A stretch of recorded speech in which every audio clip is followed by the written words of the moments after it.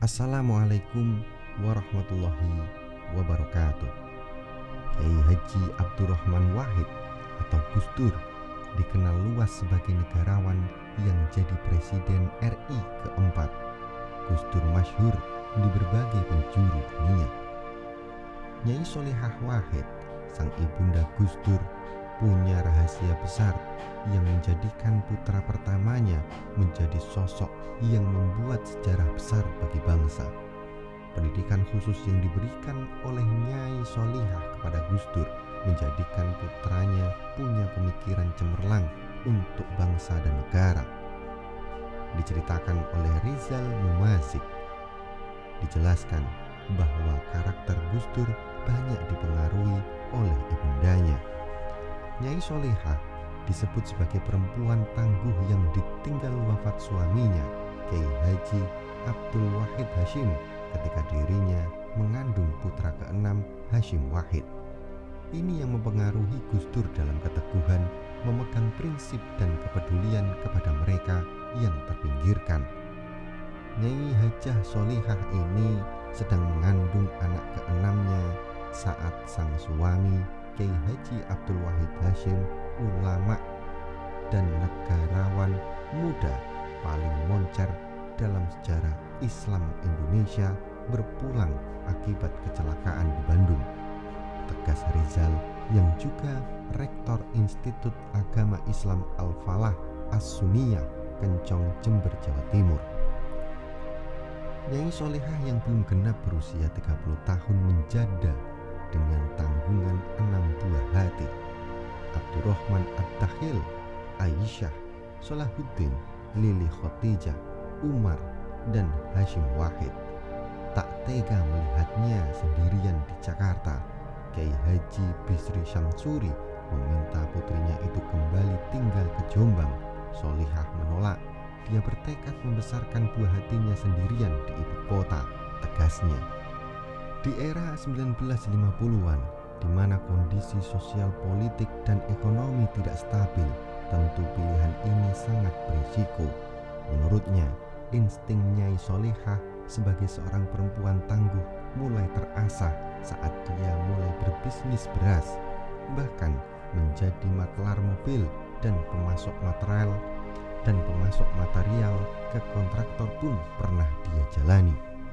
Nyai Solehah juga merintis panti asuhan, rumah bersalin, beberapa majelis taklim, dan kegiatan sosial lainnya.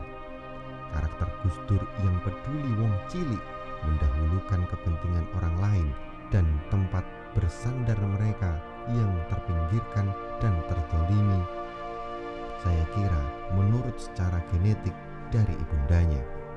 Tak hanya itu, rumahnya dijadikan sebagai salah satu basis politik NU. Keputusan penting seputar kiprah NU diperpolitikan digodok di sini oleh dua tokoh sentralnya, Kiai Haji Bisri Syamsuri, ayahnya, dan Kiai Haji Ahmad Wahab Hasbullah, pakdenya. Sikap NU terkait dengan dekret presiden, kabinet gotong royong, hingga keputusan cepat Muslimat dan NU beberapa waktu usai G30 SPKI digodok di rumah Nyai Solehah. Dengan kerja keras dan tirakatnya, kelak para buah hatinya menjadi orang berhasil di bidangnya. 1. Kiai Haji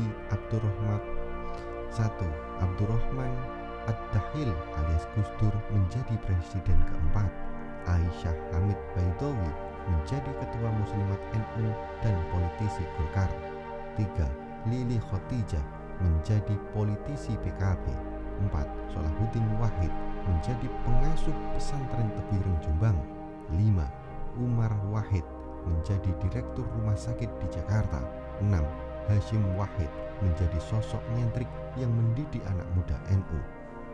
Menurut Gus Rizal, dalam beberapa keputusan penting di PBNU, ketika para kiai gagal melunakkan Gus Dur, mereka memilih jalan menghadap Nyai Solehah agar bisa melunakkan putranya.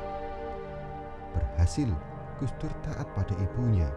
Karakter Gus Dur yang dipahat ibunya juga sama. dengan yang dialami oleh seorang yatim lainnya, B.J. Habibie, tegasnya. Keduanya ditinggal wafat sang ayah dalam usia belia, ditempa sang ibu, dan kemudian menjadi presiden RI. Dikisahkan juga ketika Gus Dur di Universitas Al-Azhar, Nyai Solihah kerap menitipkan melalui para sahabatnya beberapa botol kecap dan puluhan sarung agar Gus Dur mau menjualnya. Maksudnya biar menjadi tambahan uang saku. Apa daya, Gus Dur memang enggak berbakat sebagai pedagang. Kecap dan sarung memang ludes, bukan dibeli tapi diminta para sahabat-sahabatnya. Jika Anda merasa bahwasanya konten ini bermanfaat, silahkan like dan bagikan ke seluruh jaringan yang Anda miliki. Wallahu a'lam bishawab. Wassalamualaikum warahmatullahi wabarakatuh.